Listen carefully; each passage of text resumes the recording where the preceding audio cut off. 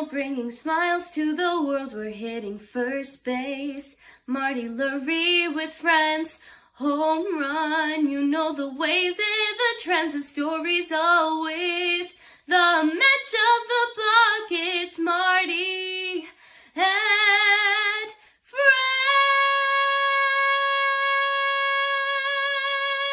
Marty and Friends. Good. That is Ruby Barmay, one of the great up-and-coming young singers in the Bay Area. She wrote that song for me and the show, and she performed it, and she's also my granddaughter. So All right. I love it. I love it. It makes me feel good, and it's Thanksgiving. I'm glad to be back with everybody. Sandra G is obviously on the screen with me. It's Thanksgiving. It's the winter time, and baseball is still with us, and it's great to be back with you. Sandra, how are you? Hey, well, I'm doing great, Marty, and what a treat it is to be talking some baseball with you for the fans in November. So this is something different that we're doing this year, and I'm so excited to be joining Marty Lurie and Friends. Yeah, it's great, and I thank Ruby for doing the song. It's going to be exciting each show to have her introduction like that, so it's really sweet. Very good, very good. Well, it's Giants baseball, and since the last time you and I talked, I think it was the end of the season, probably, when we finished the show in the bunker. I think our last show was in the bunker that Sunday. And now Buster Posey is at the helm, and not much is happening, but things are happening. A shape is starting to take place of what the Giants are going to be like. So you tell me what you think about it, and let's talk about some of the people that the Giants have and where they're going. That's the purpose of this show tonight. And we have the chat going. If you want to say something in there, we could, of course, respond to you. But where are the Giants going? What do you think about Buster Posey? Heck, the last time I saw you, Buster Posey was not in charge of this thing. Yeah, well, I couldn't be more excited to have Buster Posey as the new president of baseball operations for the Giants. I think that the bricks are getting laid right now for the Giants, so to speak. So they've got a lot of turnover now with old positions and bringing in new guys that are familiar faces, though, which is something that I think Giants fans will be really excited to see. The first thing is that the Giants have a new general manager. But in conjunction with the general manager, there's some familiar faces and names to Giants fans that are coming back into the fold. And Marty, I think you'd probably be better off to tell everybody about what's going on with Bobby Evans and how he's going to be kind of coming back into to the fold with the Giants. Okay, yeah.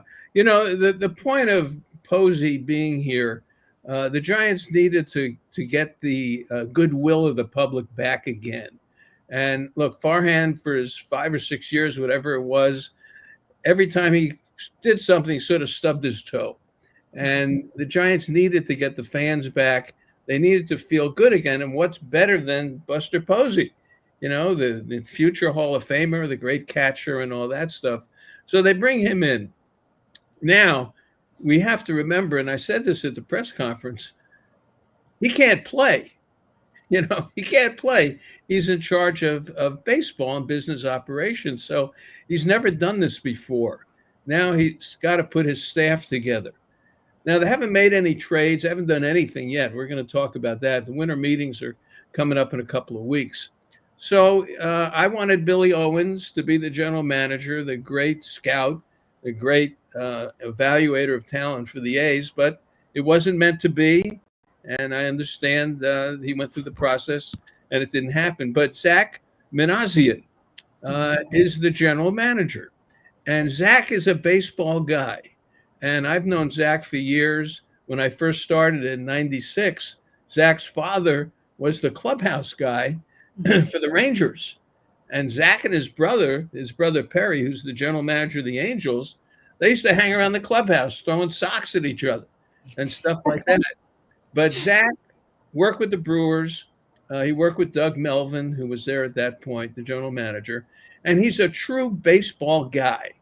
This is not the analytical guy. This is not the guy who just goes by the numbers. He's a true baseball guy. So he's the general manager. Now, Posey's got to surround himself with people he feels comfortable with. And he chose Randy Wynn. Basically, to take over Zach's job, scouting, professional scouting, and all that. And that's a big hire that Randy Wynn is now part of it. They want Javi Lopez to be part of it. Bumgarner's name has come up. He will, and this is a good one. Bumgarner's going to be there at spring training. Can you imagine spending a week with him? Yeah, well, he'll probably ride up on a horse or something like that, and he'll be, roping some cows or something. And that's what I think is so reinvigorating about the Giants right now and what's happening is that coming off the heels of having like the 2014 anniversary team coming out there, we had the Wall of Fame with those core four guys, and having all of those guys around, it really just it reminds you of how good things can be. And like you're saying, Marty, these are baseball guys. Randy Wynn, I don't think there's a nicer guy in the world than Randy Wynn. He's one of the nicest people I've ever met. And he's just does so much for the community. He's so well-rounded in all the facets.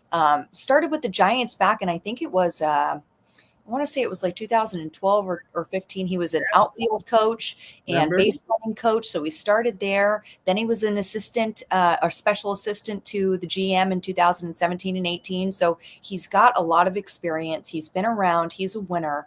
And he's been around a lot of different ball clubs too. And I think that actually makes a big difference where it's not just kind of narrow and he's only had like the Giants blinders on. He played around. He was a journeyman for a while. So he's got that experience that he can bring to the table as well. And I'm super excited for Randy Wynn. Yeah. And what they want to do is they want to get back to the essence of baseball. They want to get a team that has great pitching and defense. They don't want to make mistakes. They want to have good situational hitting. They want to do all the things that 10, 12, and 14 did. And by bringing someone like Randy Wynn in, who knows how to play Posey, they know how to play the game that way. Now they have to get the players to do it. But as far as the outer circle, and I call it the outer circle, it's really the inner circle, but the outer circle of the organization, you have these people. And another one is Bobby Evans, who was the general manager after Brian Sabean, who Brian Sabean is still in the mix to some degree. Who knows what's going to happen with him maybe next year. But the key word for Bobby Evans is he is an advisor. Mm-hmm. Buster's never done this before. So he can be an advisor. Jeremy Shelley, who was the assistant general manager, is there. He's good on the numbers and the contracts. Bobby Evans is good on look, Posey hasn't negotiated contracts. The only one he did was his own, so Bobby Evans can help with that. And then he hired his agent. Was it Jeff Barry, I think, his agent, to be part of this inner circle. So that helps him in dealing with the money that really runs baseball. So that's the group they have. And the whole essence of it is to get back to winning Giants type of baseball. Now, it's also a good move because this may not happen in 1 year. It may not, and we have to be realistic to that. Mm-hmm. Who's going to scream for Buster Posey's head? Fire Buster Posey. Come on. Nobody. Yeah. So he has a window to kind of do what he wants to do, and nobody's really going to say anything. No one's going to say anything. So that's part of it too. So that's the big thing that's happened to this ball club. Now let's see how they put the club together and what they do with the players. And if you want to comment, they did have arbitration eligible players, and they signed them all. And let's get your thoughts on that. Yeah. So one more thing real quick I want to kind of finish up with Buster, Marty, is something that he said when in his kind of opening remarks was that San Francisco is a baseball town. And I'm really glad that he said that. And it really kind of speaks to his acknowledgement of the intelligence of San Francisco Giants and baseball fans in San Francisco.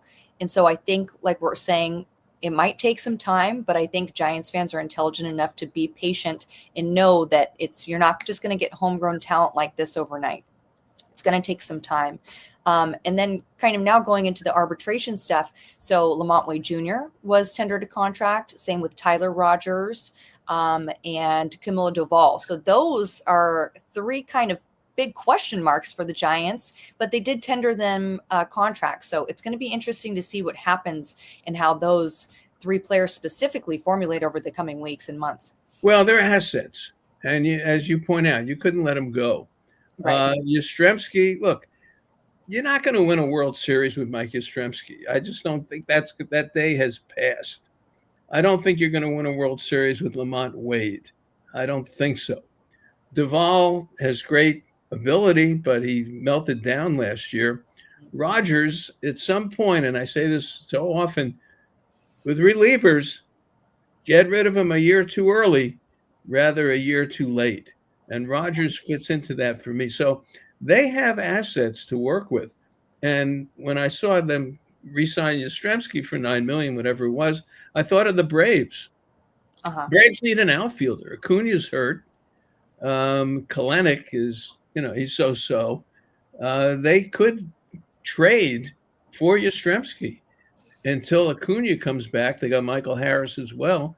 I think that may be a good match. The Giants are kicking the tires on everybody. Yeah. We've heard that for every year. They're doing it again.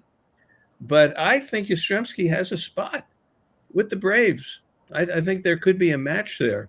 So I would watch that in the winter meetings, whatever we're going to go through here in a couple of weeks. And Wade is another one. He's got ability, but he's going to hit 8 home runs and drive in 40. And you can't have that for your first baseman. So he's an asset, and I think they've got something there with him too. And same thing with Rogers. Duvall, I would hold on to.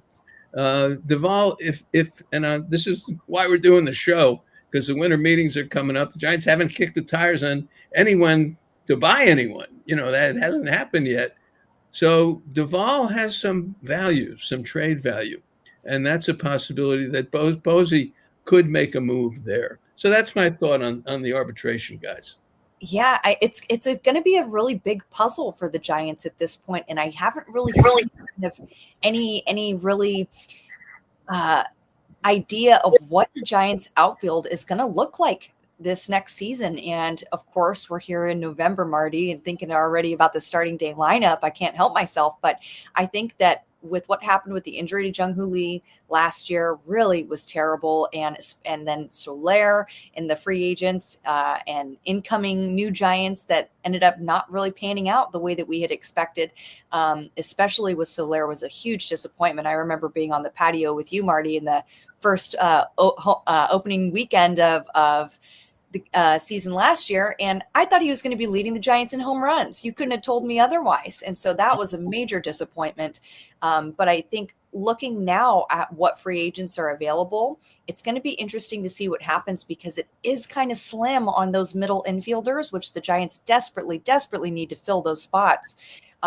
So figuring out maybe if there is any room for movement with those assets that the Giants do have and trade probability, that's going to be something that I think we are going to see later down the road. Yeah. No, I definitely agree with that. There's so much going on. Number one, Greg Johnson, very important man. He already said, and Andy Baggerly wrote the column on it for The Athletic, they're going to cut payroll. They're not looking to spend money. So I know you like Snell. I like Snell. Yes. I like San Francisco. Whether they're going to pony up the kind of money to get him. Soto, forget about any of these high-level free agents. I don't think that's going to happen for the Giants. They need a shortstop. Posey said it. I want pitching and defense. Well, Fitzgerald's going to play second. And Kim, who is a good friend, and you've seen Kim on the field, chumming it up with some of the Giants. Yeah. But he's a nice shortstop. Bob Melvin had him. He's got shoulder surgery. Right. I'm told the shoulder surgery is not significant. Who knows what that means? He may be out till June. And maybe when he comes back, he can only play second. And then you put Fitzgerald at short. But Kim, I think, is the guy they want. And if it's not Kim and they're going to spend some money, it probably would be Adames from Milwaukee. And that may be the guy. Don't forget, he comes from the Central. And, that Milwaukee, it's an easy park to hit home runs. You got Wrigley, you got Cincinnati. I don't know if Adames is going to hit 35 in San Francisco, but he's a powerful shortstop. So what I see coming here over the next 2 weeks is a shortstop. They need a shortstop. It's probably going to be Kim, I think. And if it's not him and they get lucky, maybe it could be Adames. Yeah, and I think I just have a little bit of like trauma from the Giants making all these signing deals with guys that we're not going to see for the first 4 or 5 months of the season. And I just don't think the Giants are in a place to do that moving forward. I think that we got to have guys out there on the field, and it's great to have kind of like an all-star or a gold glover or a former Cy Young award winner with all this potential, but they're injured right now. As a fan of the Giants, that's not something that I want to see anymore. I want to know that I've got these guys on opening day and I want to see them play a whole season. I don't like that kind of stuff. I think we've done that for the last few years, and moving forward, I hope that kind of tails off. But Ha-Seong Kim would be a fantastic fit for the Giants. And I was talking to you before, Marty, the last time San Diego came and visited San Francisco, there was a powwow of Ha-Seong Kim and his interpreter and Jung-Hoo Lee and his interpreter and Blake Snell. They were all hanging around by the Giants dugout, and my wheels were spinning. I'm like, wow, this would be great to have all three of these guys in black and orange next season. So we'll see if that happens. I can already hear the big drums at Oracle Park going for Ha-Seong Kim like they were doing for Jung-Hoo Lee. So I think that would be a draw for fans as well. And I think the Giants might even have a little bit of a better position to be able to negotiate, knowing that he's got somebody that he knows in Jung-Hoo Lee over in that clubhouse and dugout too. So that's something I would love to see. But Adames he's probably the second best middle infielder that is on the free agent market, and it's very slim right now, like we were saying. But we'll see what happens with that. I know. Like you were saying too, with the central and the ballparks, all those things go into consideration when guys are making their choices of where they want to go. So we'll see how the negotiations go down the road. Yeah. And the other thing, the Giants aren't freaked out by the surgery on That's Kim. true. Yeah. A lot of teams, as soon as surgery, they're just going to back off. Giants don't seem to be freaked out by it. So that's one, folks, that stay with. We're going to watch that over the next couple of weeks. I think that's going to happen. The other one is first base. Look, they need a 3, 4, 5 hitter. Wilmer Flores, we love him, but I'm sorry. You can't go into the season thinking he's going to make it through a whole year. The Cardinals are the team to think about.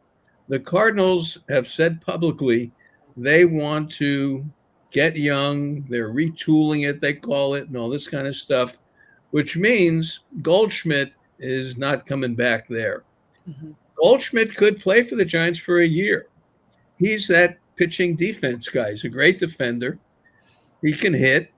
He's older. You only get him for 1 year. That's the deal.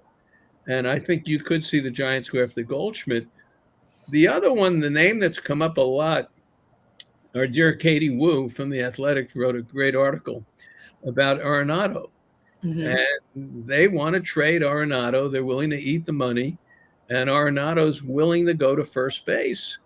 Imagine having an infield of Chapman, Kim, Fitzgerald, and Arenado. Yeah. Now, can they hit? I mean, Arenado's gone from 30 to 25 to 24 to 22 to 16 home runs. He doesn't have that kind of juice anymore, for the power. But heck, you get him for a couple of years until Eldridge is ready, the big kid, the first baseman. That's not impossible to see that. What do you think about that? I love that. I love Nolan Arenado, and I could not have been any more excited when he left the Rockies and got out of our division and went over to St. Louis, because we didn't have to see him anymore. It was too much. He was too good. He was just a vacuum over at third base, and he was swinging out of his shoes and just playing fantastic for the Rockies, which I still can't believe that they let him go. But at the same time, the thing that I think would potentially be most important about having someone like Arenado is that leadership in the clubhouse. So going back to Yastrzemski, he's the longest tenured Giant now, still with the club. And I think that with Buster Posey coming in, he's the baseball guy, right? He's got the eyes and he's got the brain, and Nolan Arenado is one of those baseball guys, and he's a leader, you can tell, and maybe not so much vocally, but by the way that he operates.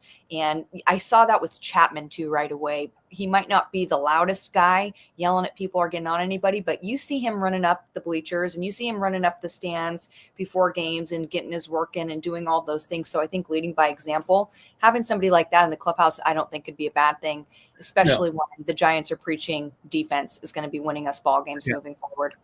Either one of them, either one gives you that. A Christian Walker gives you that, but he's going to be a higher ticket item because he's still young enough where you get a 2 or 3 year deal. Exactly. But the other two, you can get them for Goldschmidt for 1 year and Arenado probably for 2. And I see it. They did sign Max Stassi today, the catcher. Didn't they have his brother or something? There's been Stassis in the Giants organization before. But this kid got hurt a lot. It looked like he was going to be a player. The Angels signed him to a nice deal, and then he got hurt and never played again. Tom Murphy is the backup to Bailey.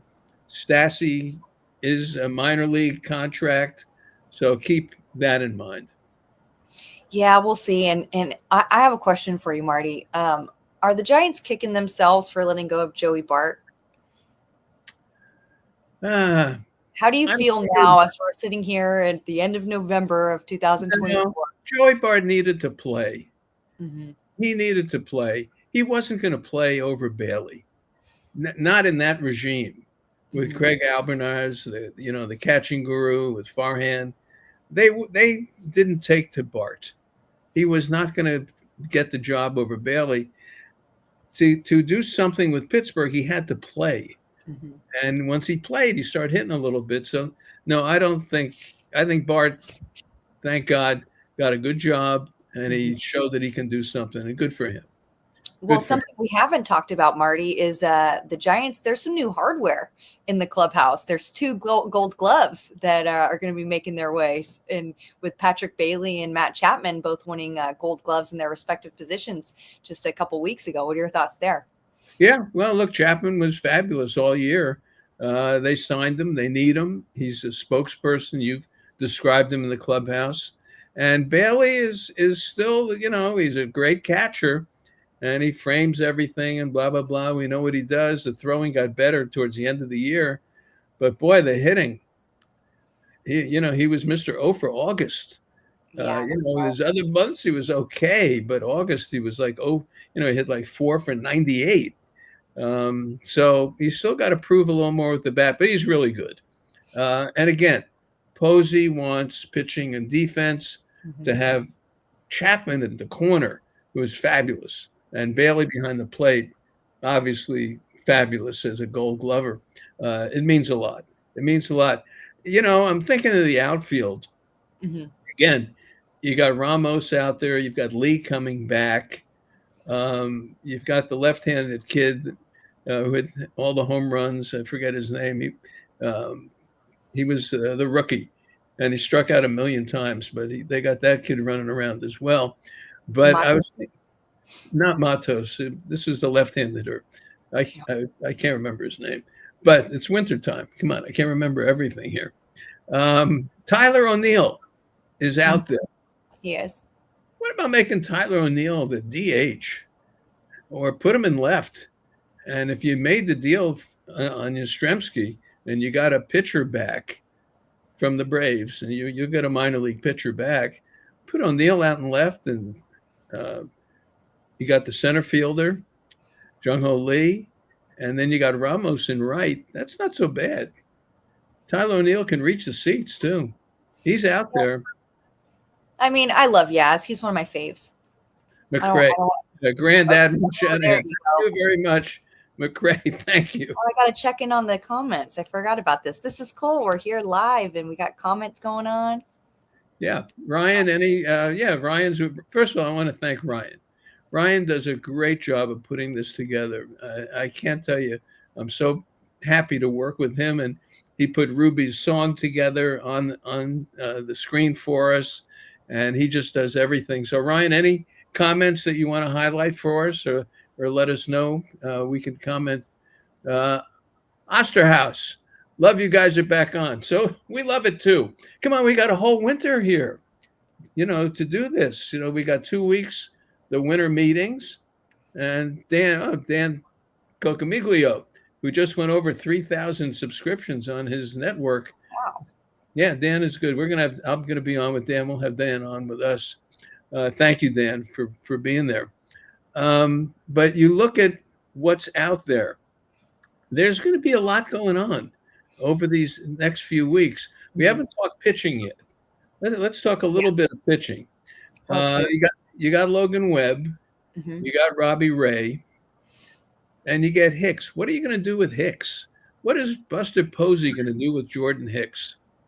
I think it kind of depends on what does Jordan Hicks want to do. I think that this was definitely a season of learning and in figuring out what a starting pitcher role in Major League Baseball entails. So I think it's going to depend on Jordan Hicks, and I think he's going to be able to ramp himself up and get stronger and now have a season under his belt. But that guy was so lights out in a closing position or in a relief position that he's just so valuable there. And I think we saw that when he moved from starting to the bullpen just this season. But I think it's going to depend a lot on what Jordan Hicks wants to do. And I think that Buster will probably be, able to think of that as a former player and know that it's really going to depend on a player. You want a guy to be happy, and I think that's when you're going to get the best out of them. So I think that's going to be dependent on Jordan and what his preference is going to be. But when Jordan Hicks is on, he is on. So I think he's one of those guys that you want to stay around the club. Great slider, but he's getting 14 mil. So you got Robbie Ray, who should give you a full season. You got Logan Webb. Birdsong was very good. Mm-hmm. I know there's a lot of home runs, and we've talked about that on the chat before with the home runs, but he's solid. Harrison, you hope the shoulder's okay. He had that fatigue at the end of the year, and then Keaton Wynn is coming back. They need another pitcher in there. Mm-hmm. You can't put the whole season on those guys because they're too tenuous. There's injuries in there and they're too young. So where do you go? Jack Flaherty? I mean, you're talking about people who are going to get money. It's Corbin Burns, forget it. He's going to end up probably in Boston. Max Fried. Max Fried's another one too. Max Fried, Max Fried I like. I feel like the Giants would have a chance at Max Fried. I like Max Fried. In this ballpark, he's a lefty. It's a big ballpark. He's really good at fielding his position. Also, he's won a couple Gold Gloves. I like Max Fried, and he's a winner, and he comes from a winning team. I like Max Fried. I got him on my list. He is right there, right underneath Tyler O'Neill that I want to talk about, Max Fried. And the other one is, do you make a play for Teoscar Hernandez? Yes. I mean, Toronto goes after everybody. You name it, Toronto's going to go after him. And the Dodgers probably would like to, get him back. For sure, yeah. Is it Soler 2.0? That's what I'm scared of, because Hernandez is totally like a lightning rod. He's electric. You see, he's out there having fun. He's fantastic. There's a sound that you hear when some guys make contact, and you can hear it through the TV, and that's when you know he's good. I said, we got to get him on the Giants. So that would be fantastic. I would love that. But also, could it be Soler Part 2.0 situation? Let's hope not. Let's hope that was a fluke. But I think Giants fans are going to have a bad taste in their mouth for a couple years because of that one. And I don't know if we'd be sitting here talking about Buster Posey as the new president of baseball operations if Soler maybe had panned out. That could have changed everything. That could have changed the whole course of the season last year. So we'll see. Yep. No, good point. Good point. Dan Cocamiglio thinks Hicks should be a late inning guy. He just can't throw I would make Hicks a late inning reliever as a starter. He can't last a season. He's much more valuable in late innings throwing 100. And Danny's probably right about that. It's just you're paying him a lot of money to be that guy in the eighth inning. Cole Dunson, I can't see Teo leaving LA. Probably not. Probably not. But I thought about it. I thought about it. But Max Fried, I'm on it. Yeah. I'd be very happy if they got Max Fried. I think that would be good. But Severino, Minaya, Evaldi, Nick Pivetta. Yeah. A lot of these guys have qualifying offers attached to them. So it's always an issue whether you want to give up draft picks. But Nick Pivetta is interesting for me. Nick Pivetta, he was hurt a lot, but boy, when he would pitch for Boston, 6 innings, 2 hits, 10 strikeouts. He was pretty good. That's a name I think we should keep in mind. What now? Let's go to the big name, Soto. Okay. Soto. Are you sick of this or what? Yeah, I think like a lot of Giants fans, having their chains yanked around for the last couple years with all these big free agents, I'm turning it off and I'm not listening to anything until 2025, Marty, because anything can happen with those things. And I do really feel like Soto has found a home in New York. He's always been kind of a guy of the East Coast caliber, where he really likes the East Coast. There's a huge Dominican fan base in New York with the Yankees that have totally rallied behind him. But there is this resonating image of Juan Soto in that dugout at the end of the World Series that is just totally stuck in my mind. And I think he might be thinking of greener pastures, because aren't you supposed to win the World Series last year if you're the Yankees? Aren't you supposed to win that one? And isn't Aaron Judge supposed to catch that ball in the outfield, and Garrett Cole supposed to make that play at first base? Right. So those are some things that I think maybe as a player that can test the market, and is this Juan Soto guy where he's going to get the biggest contract ever this offseason. And is it going to be with New York Yankees? I don't know. I want to say yes because of all those other things I mentioned before, but that image of him in the dugout at the end of the World Series was making me second guess myself. Yeah, great point. Great point. Did you ever watch the show Billions? No. It was on Netflix or something like that, but it's about a guy with billions, and basically he does what he wants. That's Steve Cohen of the Mets. Yeah. They want Soto. Look, the Mets had a great year. They came out of nowhere. You put Soto in that lineup and you re-signed Pete Alonso. All of a sudden, you got some action. Yeah. Plus it's New York. Exactly. Plus you want to take him away from the Yankees.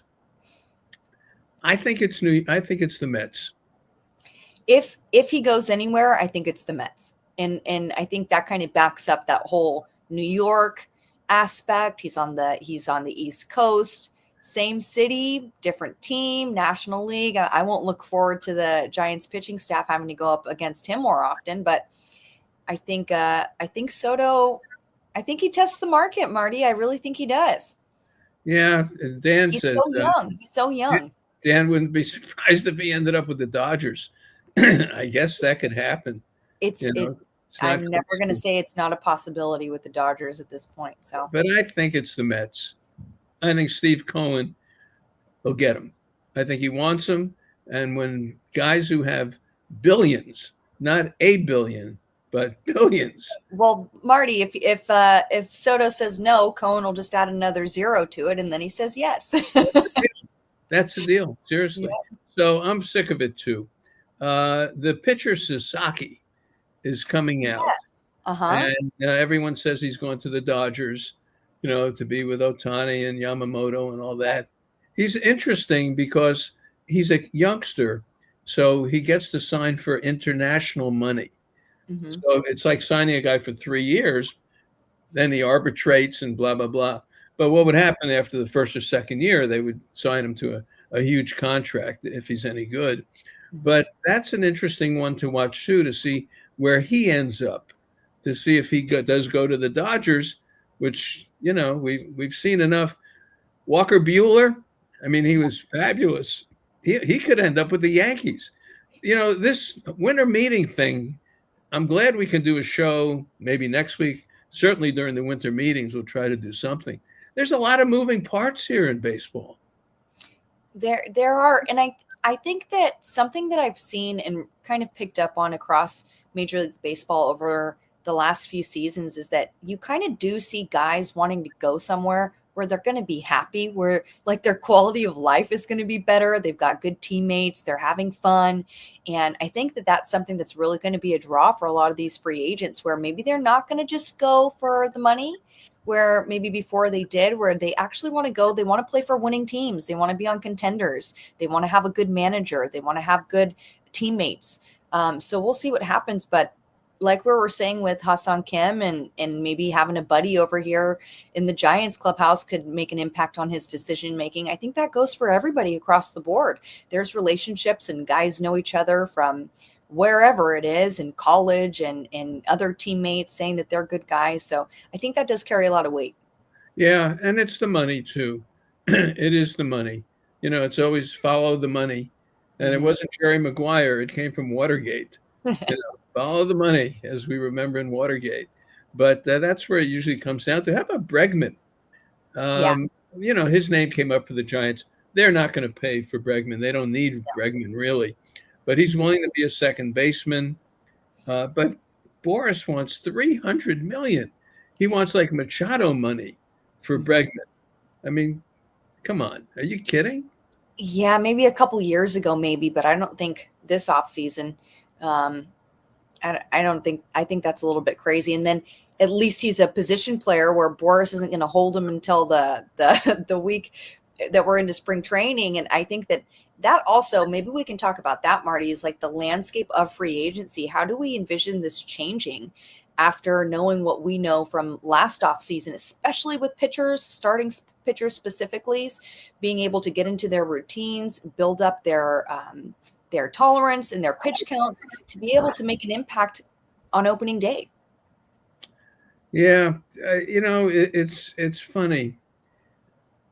Free agency is so important to the players. It's where you get your big paycheck.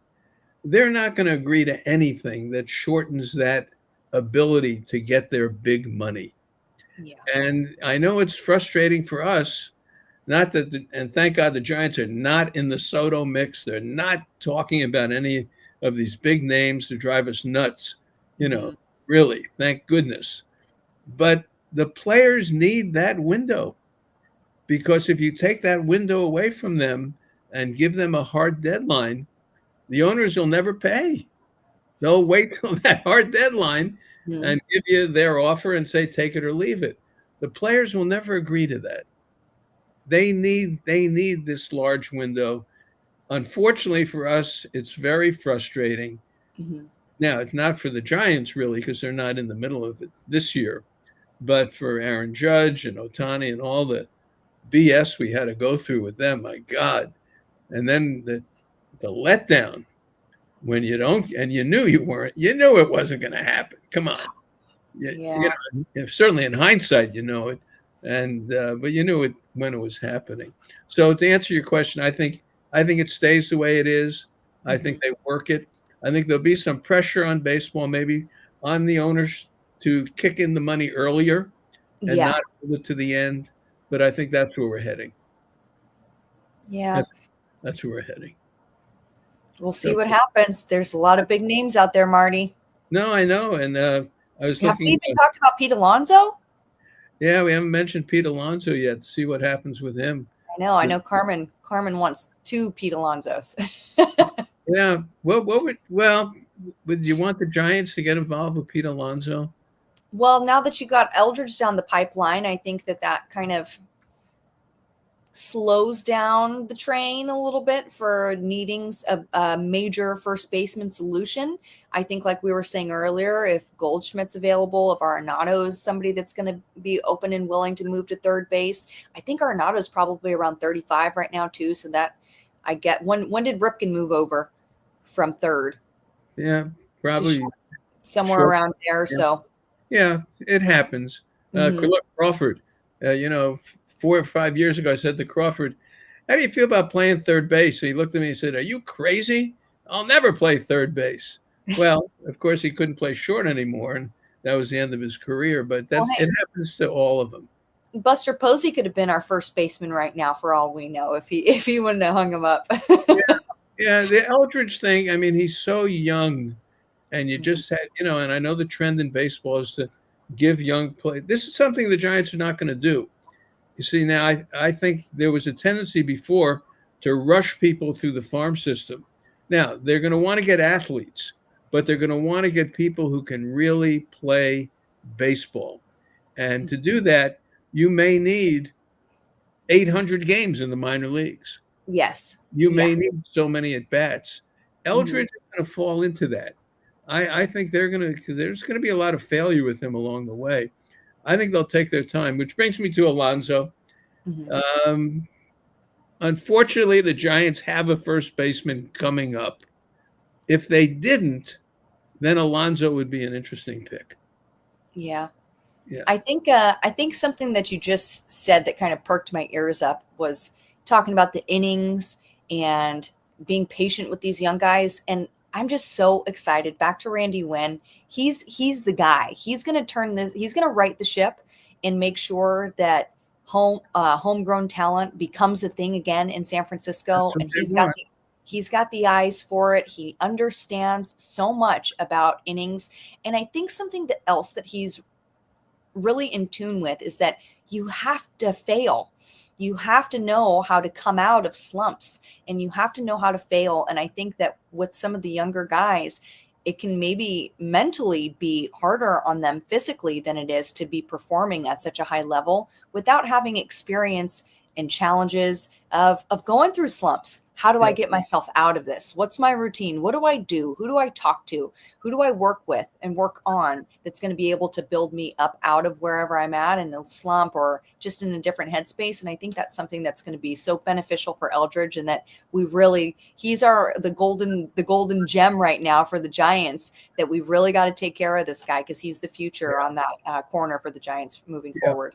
Yep. Good point. Very good point. It's not going to happen overnight. And that's where we started.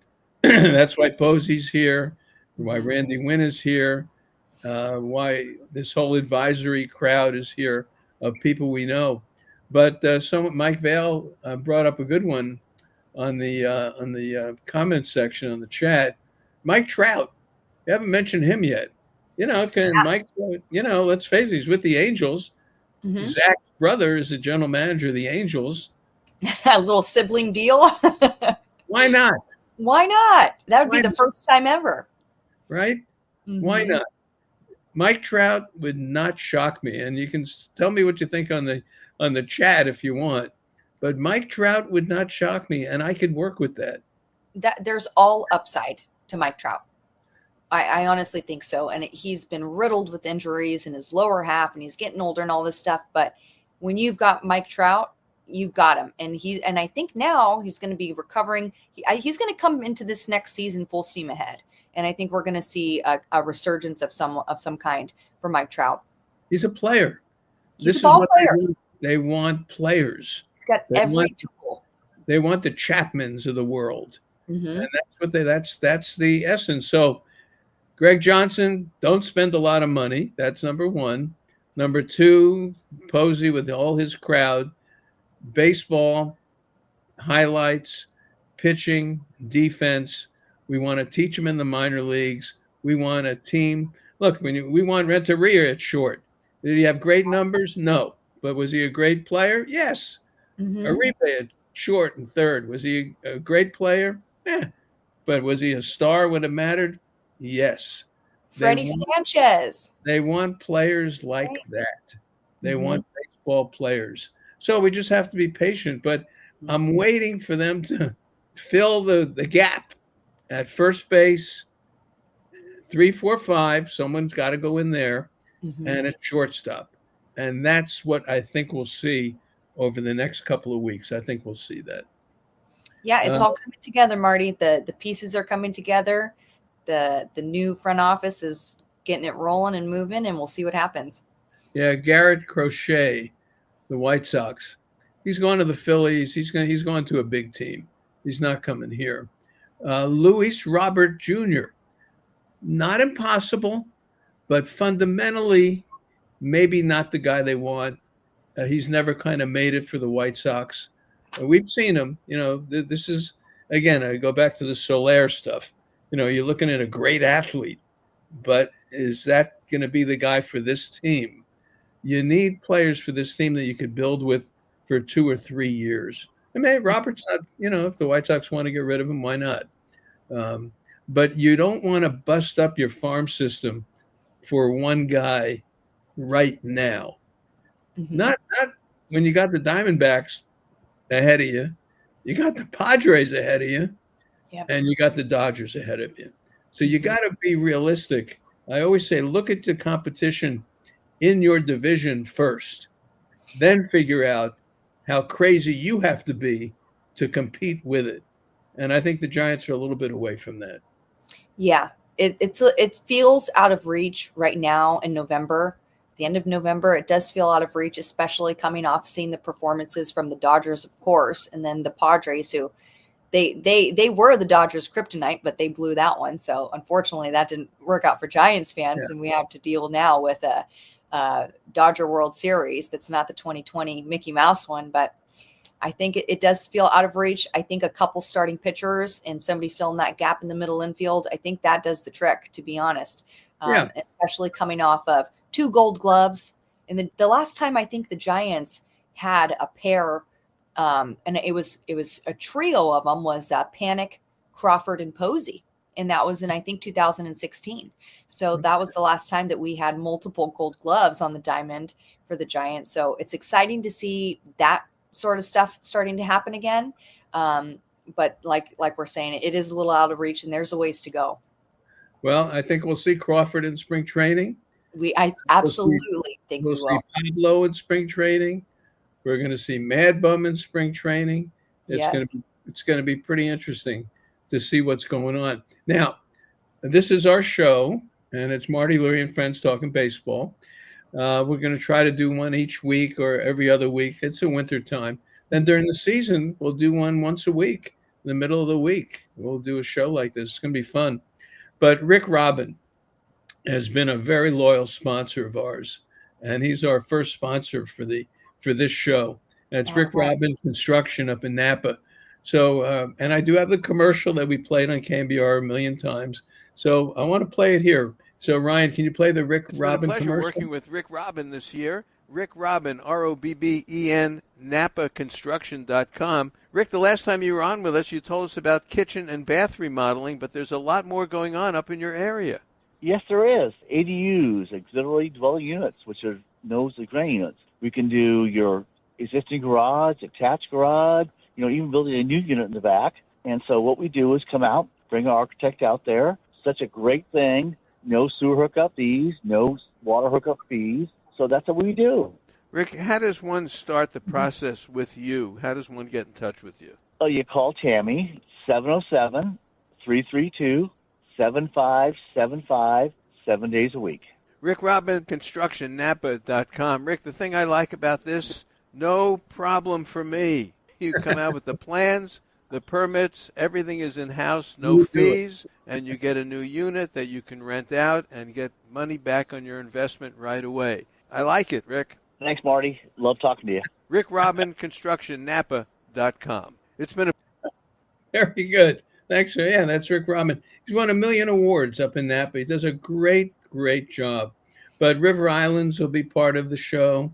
I'm sure Gene Bagato up at Bodega Bay will be part of it. John Dugan and Original Joe's will be part of it. So we've got a lot to look forward to on this kind of show. I like this format. I really do. Oh, yeah. This is great. I love it. Come on, I'd like to see you. I like the chat. The chat is terrific. Yeah. And the chat is really good. And Randy Rodriguez, Eric Miller, they mentioned him. These are good names that we got to remember. But yeah, this is fun.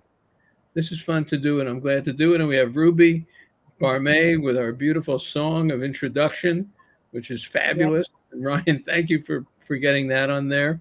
And Ruby, thank you for doing that. And Marty Lurie at yahoo.com. And part of this, and we did this on our last show, I want to have a fan on with us. So there, if you email me, Marty Lurie at yahoo.com, you'll be part of the show. Well, Ryan will send you a link and we'll do, yeah, thank you, Ryan. That's my email. We'll do it and pick somebody out and do a segment with someone who wants it, like on the chat. Yeah. This is That's good. awesome. And Marty, so many times we're walking through the ballpark Right. and there's people coming up to you all the time and they just want to talk and they want to be involved. They want to get your thoughts. And maybe there's questions that are on the tips of their tongues that they wish they could ask you. So this is a fantastic opportunity to be able to engage more with the fans and questions and get involved. So I love it. I think it's great. And now that I know I've got the chat over here, I'm going to keep my eyes on it for next time for sure. Yeah, Marty Lurie and Friends. So we want people who are just part of the landscape, and we'll put you on the show. That's what it's all about, is to give people a chance to do that. So so it's Thanksgiving, and boy, there's so much to be thankful for. Oh, goodness, the last couple of months have really been something, and I'm sure we've got more interesting stuff coming up. It's a funny world we live in, and thank God we have baseball.